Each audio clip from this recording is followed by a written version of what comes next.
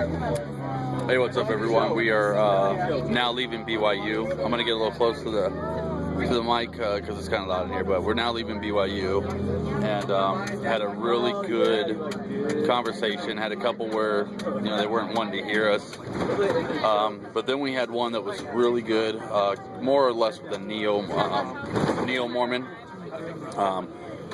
It's almost a mix of Christianity and Mormonism together, where no matter what the verse says, they emphasize grace, which we agree with. However, you can't read into the scripture; you got to read out of it. So, with a neo-Mormon, we kind of have to pin them down and have them kind of go over. Kind of stick to their doctrine and read out of it. Anyhow. We went back and forth, and then at the end of it, the guy was real receptive, real receiving, and at the end of it all, it was really cool because Tim, I teamed up with Tim. At the end of it, Tim kind of brought up the Book of Abraham and said, well, this is the same guy that translated the Book of Abraham from papyri. We have the papyri and so forth, and we know that it's not accurate. And so how do you deal with that? And the guy almost, it was weird because I really felt called to come to BYU today. And I told Tim that, I said, every time I go to BYU, the stake president wants to meet for breakfast or lunch, which has eliminated me going to BYU. And I said, I really feel like there's someone out there that needs to hear, what we have to say.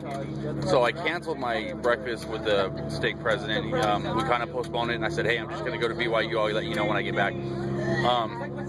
And we met with this young man, and he was real receptive, invited us in, real hospitable, real cordial. But after going through it all, Tim kind of hit him with the Book of Abraham thing, and he was just kind of sitting there. His face, if I could imitate his face, it'd be like this. That's what it was like. It was crazy, because he just was like, I have nothing to say to that. I don't know what to say.